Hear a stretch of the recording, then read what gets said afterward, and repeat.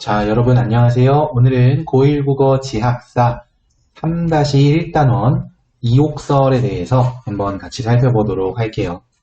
실제 유형 베스트부터 보도록 하겠습니다. 자, 글쓴이의 깨달음을 확장 적용하는 과정을 묻는 문제라고 했는데 이 깨달음이라는 건 이제 집을 고치면서 깨닫게 된 거예요. 그것을 이제 적용하는 과정을 물어보는 문제가 나왔고요. 그 다음에 학습 활동에 제시된 시대 상황에 대한 지문을 알 수 있는 이옥설에 쓰인 소재들의 상징적 의미를 묻는 문제. 여기서 어떠한 시대 상황이 제시되었는지를 또 확인을 하셔야 될 텐데, 이제 뭐 고려 말기에 좀 무인들이, 그러니까 문관이 아니라 무관, 뭐 장군이나 뭐 이런 사람들이죠.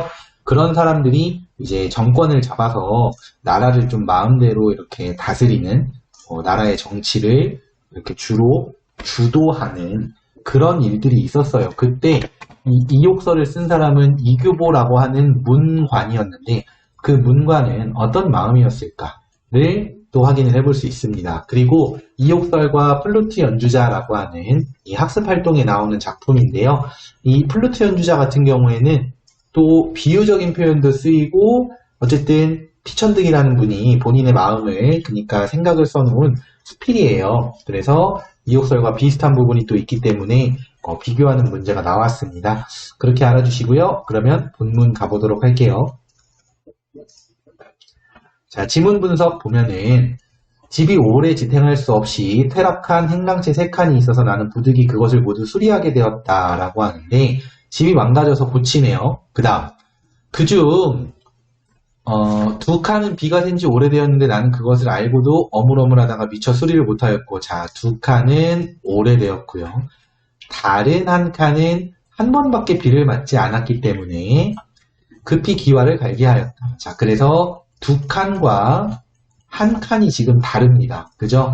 이거는 체크해 놓을 필요가 있겠고, 결과가 다르겠죠? 2칸과 한 칸이.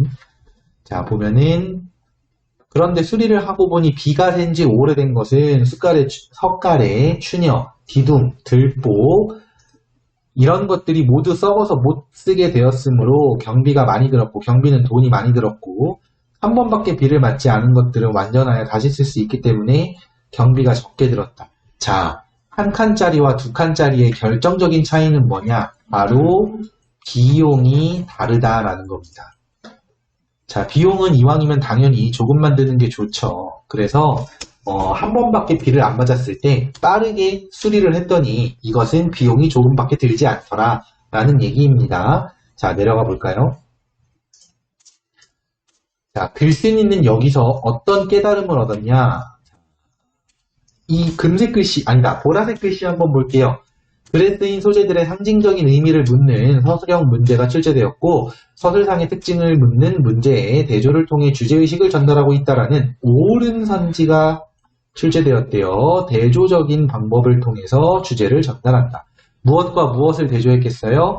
한 칸짜리와 2칸짜리, 그러니까 비를 한 번 맞은 한 칸짜리와 비를 2번 이상 여러 번 맞은 2칸짜리를 대조적으로 제시하고 있다. 입니다. 알아두시고요. 자, 그 다음에 나는 여기에서 이렇게 생각한다. 자, 이렇게 생각하는 게 바로 뭐예요? 글쓴이가 살면서 집을 고치면서 얻은 깨달음을 확대하고 있는 그런 구절입니다. 사람의 몸도 역시 마찬가지다. 사람의 몸이 바로 체험에서 얻은 깨달음을 확장 적용하는 첫 번째가 사람의 몸입니다. 그래서 어떤 내용이냐 볼게요. 잘못을 알고서도 고치지 않으면 몸이 패망하는 것. 내려갈게요. 그것이 나무가 썩어서 못 쓰게 되는 것 이상으로 될 것이고 잘못이 있더라도 고치기를 꺼려하지 않으면 다시 좋은 사람이 되는 것이 집 제목이 다시 쓰일 수 있는 것 이상으로 될 것이다. 자, 요즘식의 말로 쉽게 바꿔주면은 잘못이라는 것은 도덕적으로 나쁜 마음을 먹는 것을 말해요. 도덕적이지 않은 마음. 그리고 이것을 빠르게 고치지 않아서, 빠르게 먼저 고친 상황. 빠르게 고치면 이익이 크고 착하게 살 수 있는, 도덕성을 실현할 수 있는 이익이 크고, 고치지 않으면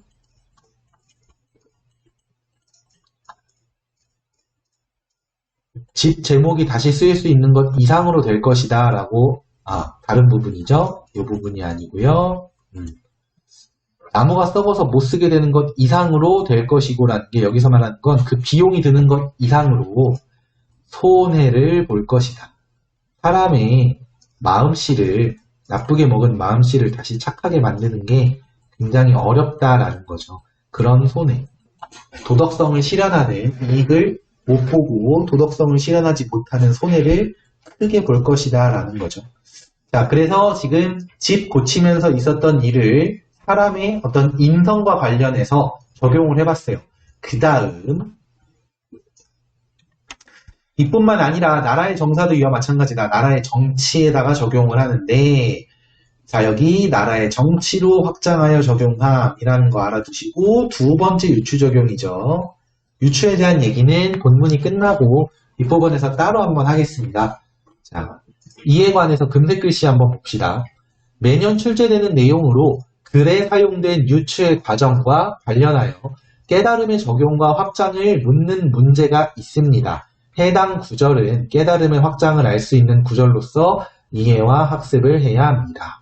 자, 깨달음의 적용과 확장을 묻는다라고 하면은 이렇게죠. 집에서, 사람에서 다시 나라의 정치로 가는데 어떤 학생들은 일단 깨달음을 다른 영역에다가 적용한다라는 건 이해가 돼요. 그런데 깨달음을 확장한다는 건 조금 모르겠어. 왜? 사람과 집을 비교해보면 집이 더 큰 개념 아닌가? 이렇게 생각을 할 수 있죠. 그런데 우리 단순히 눈으로 보기에 크다 작다만 따지지 마시고요.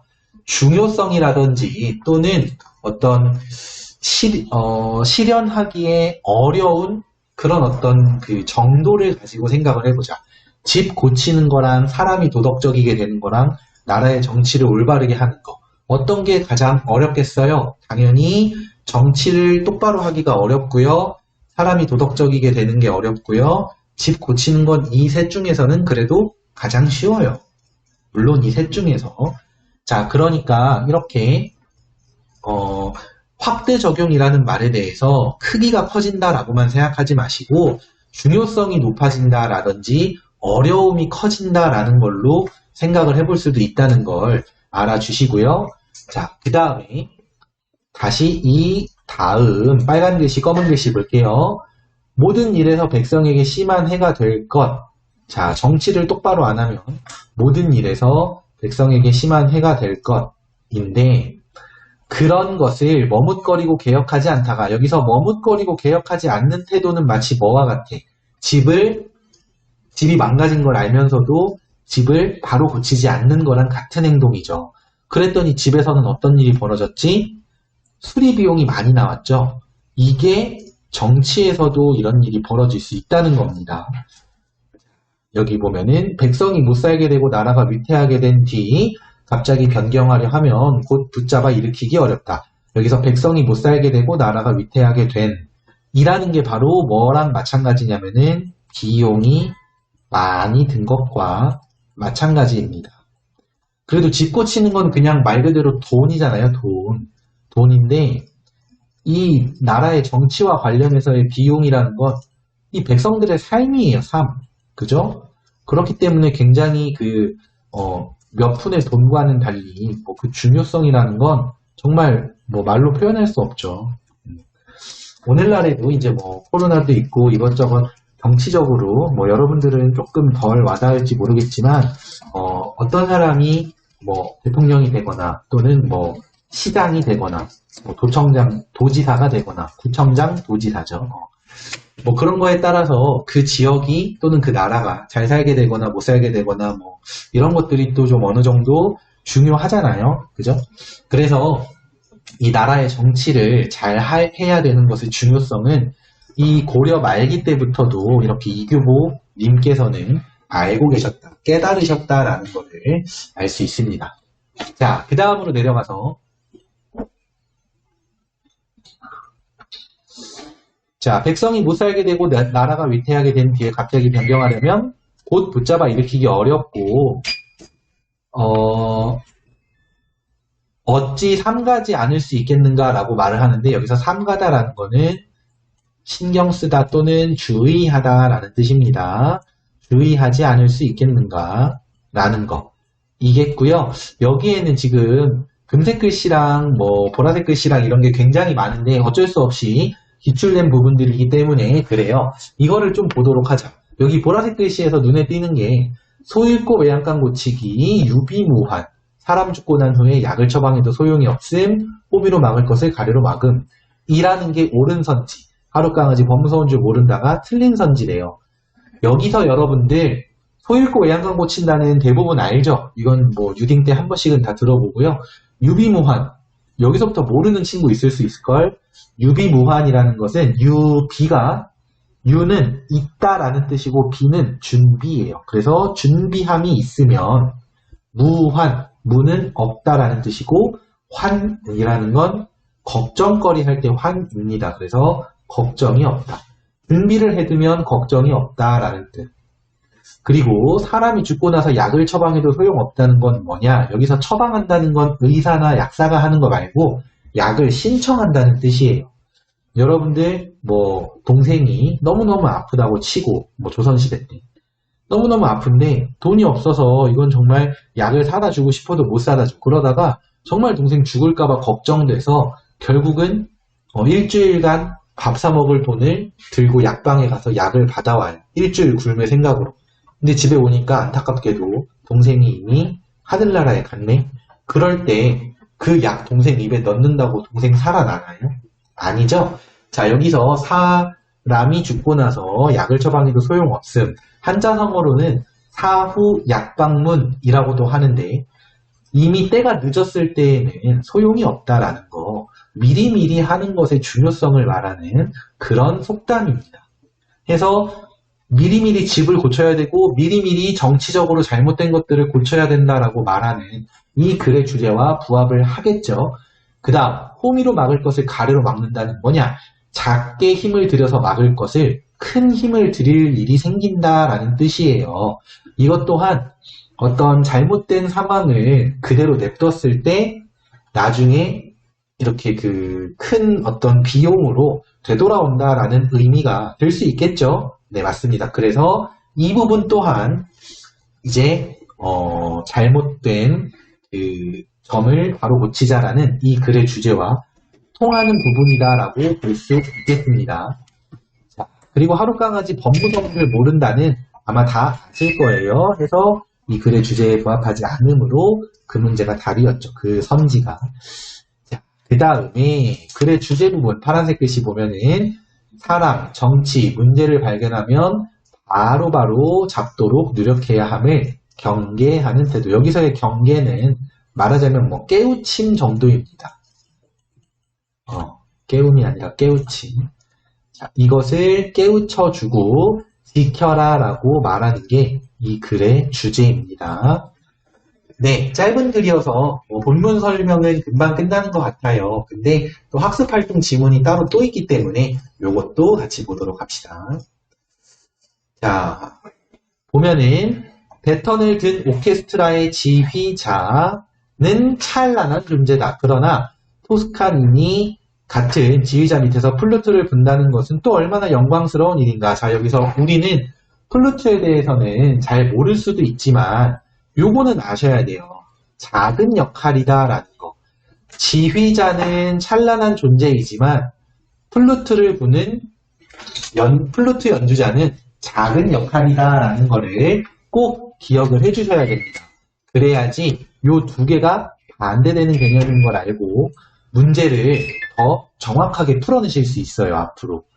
자, 좀 더 읽어볼까요? 다 콘서트 마스터가 될 수도 없는 것이다. 오케스트라와 같이 하모니를 목적으로 하는 조직체, 여럿이 하나를 구성하는 조직체에 있어서는 멤버가 된다는 것만도 참으로 행복된 일이다. 여기서 멤버라는 것은 이게 소소한 존재예요. 그러니까 약간 혼자서 이렇게 튀는 혼자서 튀는 그런 존재가 아니라 여럿의 조화 안에서 하나의 구성 요소를 담당하는 것을 말하는데 이 글쓴이는요, 지휘자라든지 뭔가 튀는 사람이 되고 싶은 게 아니라 그냥 있는 듯 없는 듯 그렇더라도 아름다운 오케스트라의 하나의 구성원이라도 될 수 있다면 그것이야말로 행복이다라고 말을 하고 있는 그런 사람이에요. 약간 오늘날의 어떤 가치관하고는 좀 다른 것 같아요. 오늘날의 가치관은 1등이 좋고 눈에 띄는 게 좋고 스타가 좋은 건데 근데 이 사람은 1등이 아니어도 눈에 띄지 않더라도 아름다운 음악을 만들 수 있는 조직체의 하나의 멤버가 될 수만 있다면 그것만도 참으로 좋다라고 얘기를 하죠. 네, 아마도 글쓴이는 이제 뒤를 더 봐야 되겠지만 경쟁사회에서 너도 나도 1등만 추구하는데 그게 너무 심해서 그 부분에 대한 안타까움을 좀 드러내고 이제 그렇게 1등만 따지지 말고 좀 아름다운 어떤 조화라든지 이웃과의 주변과의 공동체의식 이런 거를 가지자라는 내용을 얘기하고 싶진 않을까 생각을 해볼 수 있겠습니다. 자, 내려가 볼까요? 자, 그리고 각자의 맡은 바 기능이 전체 효과에 종합적으로 기여된다는 것은 의의 깊은 일이다. 서로 없어서는 안 된다라는 신뢰감이 거기에 있고 칭찬이거나 혹평이거나 내가 아니요 우리가 받는다는 것은 마음 든든한 일이다. 자, 칭찬, 내가 잘해서 칭찬받으면 좋지만 우리가 함께 받는다는 것도 든든한 일. 혹평, 내가 못해서 나만 욕먹는 건 참 무섭고 두려운 일인데 우리가 함께 혹평을 받는다면 그래도 마음에 의지할 존재가 있으니까 좋은 거지. 결국은 이 글쓴이가 말하고 싶은 건 바로 이거네. 나와 우리 중에서 우리가 더 뭐랄까 가치로운 것이다. 오늘날에 너무 나만 하는 개인주의나 이기주의가 좀 심한데 그걸 우리라고 하는 이 공동체 의식을 통해서 이렇게 좀 극복하고 싶은 그런 글쓴이인 것 같습니다. 자, 다음으로 자기의 악기가 연주하는 부분이 얼마 아니 된다 하더라도 그리고 독주하는 부분이 없더라 하더라도 여기서 독주 같은 경우는 뭐냐면 글쓴이가 얘기하는 소소한 존재랑은 반대되는 거죠. 왜냐하면 혼자서 연주를 하는 부분이니까 주목을 받게 마련이거든. 그래서 글쓴이가 좋게 보는 가치관 바로 소소함과는 반대되는 개념이라고 볼 수 있겠습니다. 서운할 것 없다. 남의 파트가 연주되는 동안 기다리고 있는 것도 무음의 연주를 하고 있는 것이다. 여기서 무음이면 사실 연주를 안 하는 건데 무음의 연주라는 말은 무엇이냐? 소리를 내서 조화를 맞추는 것도 연주지만 소리를 내지 않아서 조화를 맞추고 전체를 이루는 것 또한 하나의 연주다라고 말을 하는 거예요. 자, 그래서 조직체에서 개인이 맡은 비중이 적다고 하더라도 그 개인은 조화에 기여를 하고 있는 것. 글쓴이가 제일 중시하는 게 바로 이거. 조화입니다. 조화. 네, 여러분들도 이에 대해서 알아주시면 좋을 것 같고요. 다음 볼까요? 베이스볼 팀의 외야수와 같이 무대 뒤에서 있는 콘트라베이스를 나는 좋아한다 라고 했는데 베이스볼 팀의 외야수는 그러니까 오케스트라에서 연주의 비중이 적은 콘트라베이스에 대한 비유니까 사실 선생님이 뭐 야구를 모르지는 않는데요. 야구에서 주목받는 하나의 포지션을 굳이 꼽자면은 제일 주목받는 건 역시 투수예요. 투수. 투수가 이제 그 수비에 정말 큰 비중을 차지하기도 하고 그 다음에 또 하나밖에 없는 존재죠. 뭐 내야수나 외야수는 4명이나 뭐 3명이나 이렇게 여러 명이 존재하는데 투수와 포수는 한 명밖에 없어. 그 중에서도 사실 포수는 거의 받는 역할이고 물론 포수도 정말 중요하고 포수도 잘해요. 근데 그러니까 잘하는 사람이 해야 돼요. 근데 투수가 가장 아무래도 좀 그 주목을 받아. 근데 그런 투수와는 다르게 외야수는 주목을 좀 덜 받아요. 주목을 덜 받다 보니까 좀 튀지도 못하고 스타가 되기도 힘들어요. 물론 외야수 출신의 스타들도 아주 많지만 스타가 되기가 쉽지는 않아. 그런데 이 외야수와 같은 콘트라베이스더라도 나는 좋다는 거지. 아, 나의 가치관은 계속 어떤 건지 드러나네. 자, 베토벤 교향곡 5번 스케르초의 악장 속의 트리오 섹션에는 둔한 콘트라베이스를 쩔쩔매게 하는 빠른 대목이 있다. 나는 이런 유머를 즐길 수 있는 베이스 연주자를 부러워한다. 솔직히 이게 어째서 유머일까요? 잘 모르겠죠. 잘 모르겠는데 여기서 이 베이스 연주자가 좋은 이유는 바로 이겁니다. 조화에 기여를 하기 때문에 글쓴이는 조화를 중시하는 인물이기 때문에 로 이해를 해주시면 됩니다. 이 글의 제목이 그리고 교과서를 보면 아시겠지만 플루트 연주자예요.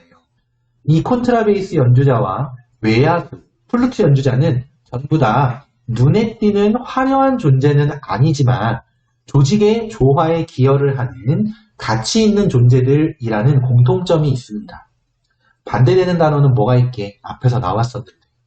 자, 뭐냐면은 바로 이것. 배턴을 든 지휘자, 찬란한 존재로서 지휘자를 이제 반대되는 개념의 단어로 보실 수 있겠습니다.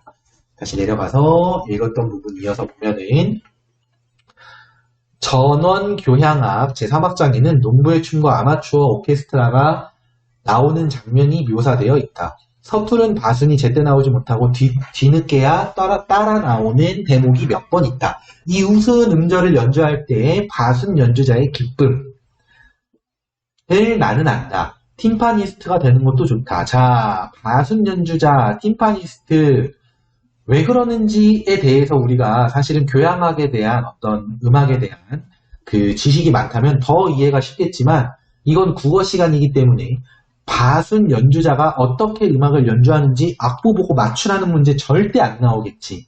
우린 그냥 이 글쓴이가 긍정적으로 보는 대상들을 체크하는 게 더 중요해요.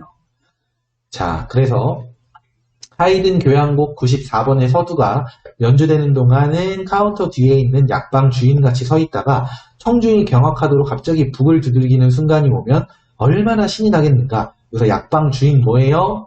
아무것도 안 하고 조용히 서 있는 존재예요. 그렇게 서 있다가 갑자기 북을 두들기는 그 순간에 신이 난다. 네, 팀파니스트도 이제 그런 의미에서 처음에는 그렇게 튀는 존재가 아니었는데 이렇게 그 자기의 역할이 주어졌을 때 또 그것을 즐겁게 수행하는 그런 존재라고 볼 수 있겠습니다. 자, 다음. 자기를 향하여 힘차게 손을 흔드는 지휘자를 쳐다볼 때 그는 잠옷 무상한 환희를 느낄 것이다. 어렸을 때 나는 공책에 줄치는 작은 자로 교향악단을 지휘한 일이 있었다. 그러나 그 후 지휘자가 되겠다는 생각을 해본 적은 없다. 토스카니니가 아니더라도 어떤 존경받는 지휘자 밑에서 무명의 플루트 연주자가 되고 싶은 때는 가끔 있다. 중요한 거, 유명한이 아니죠. 무명의 플루트 연주자. 자, 그러면서 본문이 끝나는데요. 무명의 플루트 연주자는 가끔 되고 싶다라는 건 어떤 거냐. 세상을 살아가는 자신의 삶의 자세를 유추적 발상으로 나타내고 있다라는 말이 나오는데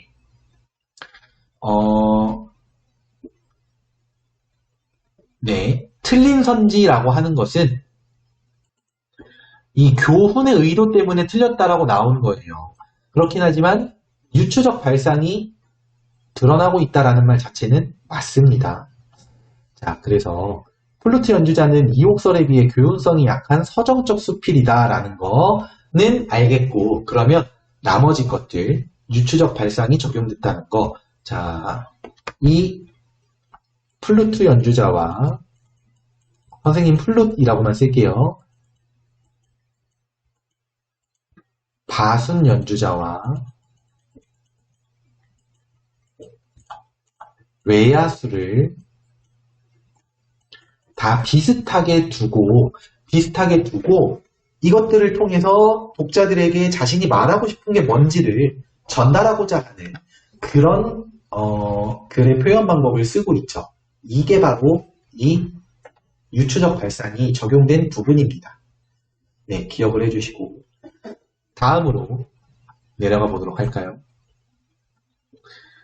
지문 확인에 있는 빈칸 꼭 채워주시고요. 이거 빈칸 채우기 하는 것만 해도 중요한 내용에 대한 공부가 굉장히 많이 됩니다.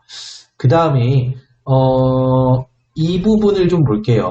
어딜 보냐면 당시의 정치 상황과 글쓴이의 인식을 좀 볼게요. 왜냐면 이게 보기에서 이제 나왔던 거니까. 자, 정치 상황은 1170년에 정중부 등의 문인들이 문신을 학살하고 정권을 잡았대요. 무인 정권은 1270년까지 약 100년간 유지되었고 이 시기에 정치는 혼란스럽고 몽골의 침입까지 겹쳐서 백성들의 삶이 어려웠다. 자, 정치가 혼란스럽다. 몽골이 침입이 겹쳤다. 굉장히 중요하겠죠? 지금 말하자면 집이 고장난 상태가 마찬가지인 거야. 그럼 어떻게 해야 돼? 빨리 고쳐야 되겠죠? 그래서 글쓴이는 집을 수리하고 제목을 보존하면 나중에 집을 온전하게 만드는 일이 가능한 것처럼 우선은 정치에 참여해서 자, 무인 정권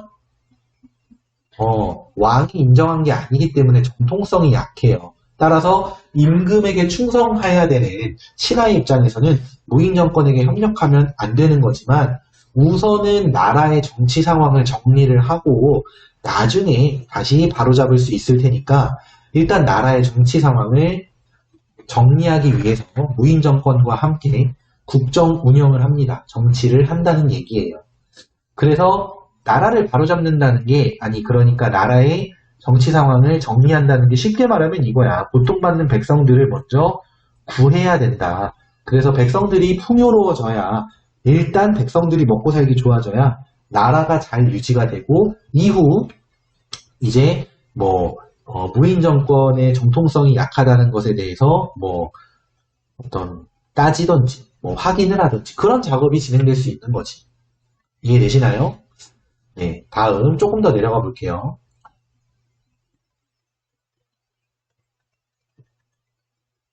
요것도 문제에 많이 나왔기 때문에 한번 보겠습니다.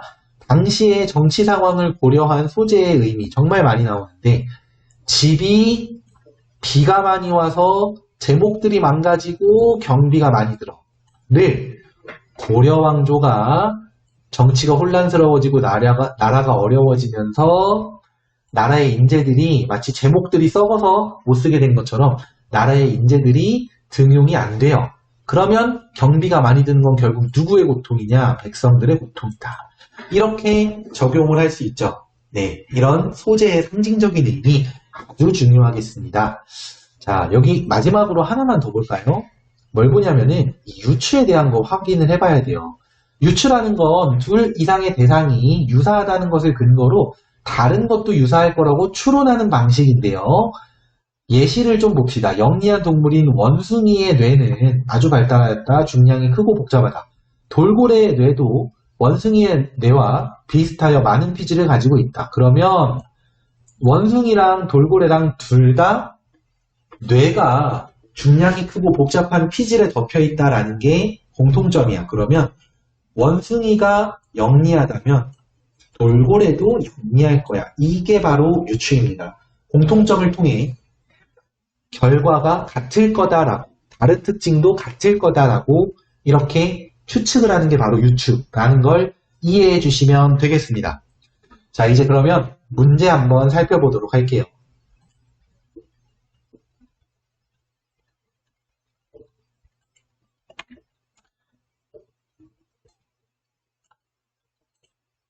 네. 문제는 우선 몇 번부터 볼 거냐면은 자, 1번부터 보도록 할게요. 1번 볼까요? 윗글에 대한 설명으로 가장 적절한 것은 이라고 했는데 글쓴이의 경험과 깨달음으로 이루어진 서사관례이다. 자, 요거 때문에 선생님이 1번을 골랐는데요. 글쓴이의 경험과 깨달음, 맞네 이러고 1번 쓰시면 틀려요. 왜? 서사관례가 아니기 때문에. 서사관례라는 게 뭐죠? 바로 소설이에요. 그런데 얘는 수필이죠. 고전 수필입니다. 따라서 허구의 소설이 아니라 실제로 작가가 체험한 일을 바탕으로 한 소설이기 때문에 이런 선지는 틀린 게 되는데 많은 학생들이 이제 중학교 때는 사실 이렇게 경험과 깨달음으로가 맞으면 뒤에를 안 보고 써도 거의 맞았었을지도 몰라. 근데 고등학교는 그렇지 않아요. 앞에서 이렇게 맞는 것처럼 해놓고 뒤에서 함정을 파는 경우가 많기 때문에 이 부분을 여러분들이 놓치시면 안 되겠습니다. 자, 그럼 답은 몇 번인가요? 4번. 잘못을 바로 고치지 않을 때의 상황을 제시하여 독자의 경계를 강조하고 있다. 이것이 4번인데 사실은 1번에서 낚이지 않고 4번까지 잘 읽었으면은 4번이 답이라는 걸 충분히 맞출 수 있겠죠? 네. 다음으로는 어디를 보냐? 수능형 문제에서의 2번 보도록 하겠습니다. 자, 수능형 문제 2번. 보기에 A에서 E 중 윗글에 밑줄 친 A와 가장 유사한 의미로 쓰인 것은 했을 때 여기서 윗글의 A는 어떤 거냐면은 백성들에게 해가 되는 것이라는 뜻이에요. 백성들을 힘들게 하는 것이라는 건데 이게 수능형 문제인 건 이렇게 보기에 외부 작품이 드러났기 때문인데요. 이 외부 작품은 읽어보면은 제비가 날아와 제재 소리를 하는데 말하는 뜻은 모르겠지만 집 없는 서러움을 호소하는 것만 같대요. 집이 없으면 어때? 힘들지 먹고 살기가. 마치 누구 같아요? 그 당시 정치적인 혼란으로 고통받던 백성들 같아요. 그 다음 느릅나무 회나무에 구멍이 많은데 어찌 그곳에 깃들지를 않니? 했더니 제비가 지적이면서 말합니다. 느릅나무 구멍은 황새가 쪼고 회나무 구멍은 뱀이 뒤집니다. 자, 그러면 제비는 어떤 존재냐면 약자예요. 그리고 이 제비를 괴롭히는 강자는 누구예요? 황새와 뱀입니다. 그렇다면 어떻게 이해할 수 있느냐? 제비는 백성으로 황새나 뱀은 A, 백성을 힘들게 하는 존재로 이해할 수 있겠고 그래서 답은 5번. 이 문제는요. 읽어보면은 황새나 뱀이 약간 나쁜 것 같은데 하면서 답 찾는 거는 어렵지 않을 것 같아요. 그렇지만 여러분들이 이제 그 외부 작품을 자꾸 봐야 된다는 것을 이렇게 처음 보는 시가 나오더라도 안 배운 게 왜 나와? 라는 생각을 가지시면 안 됩니다. 그것을 말하고 싶어서 한번 선정을 해봤고요. 다음으로는 서술형 3번 한번 볼까요? 자, 서술형 3번 문제는 앞에서 선생님이 좀 강조했었던 자주 출제된다라고 했었던 바로 윗글과 보기의 상황을 관련지어 소재의 의미, 집이나 제목이나 비가 새다라는 말이 어떤 의미인지를 물어보는 거. 하나 더 있어요. 뭐냐면 여기 경비가 뭔지. 자, 지금 여러분들 이 영상 보면서 한번 생각을 해봐. 집이 뭐였지? 제목이 뭐였지? 비가 새는 거 뭐였지? 집은 고려 왕조고요. 제목들은 썩어서 못 쓰게 된 제목들 바로 고려의 임제이고요. 비가 새는 건 뭐예요? 비가 새는 건 정치적인 혼란, 정치가 잘 안 되는 거. 이 화살표 아래로는 뭔가 부정적인 상황에서 쓰는 걸로 이해를 해주세요. 자, 그리고 마지막으로 경비는 뜻이 뭐냐? 경비라는 건 백성들의 고통이다. 이렇게 볼 수 있겠습니다. 자, 여러분들 이거 정말 약간 구구단처럼 이렇게 튀어나와야 됩니다. 이 단원을 공부할 때는. 시험이 끝나고 나서도 기억하면 좋은데 만약 까먹더라도 어쩔 수 없지만 최소한 시험 전에는 반드시 이렇게 바로바로 나올 수 있게끔 좀 암기를 해주셔야 될 부분이에요. 네, 고생들 하셨고요. 오늘 수업은 여기까지 하겠습니다. 지금까지 사용된 이 모든 자료는 나무아카데미 홈페이지에서 이용하실 수 있습니다. 감사합니다.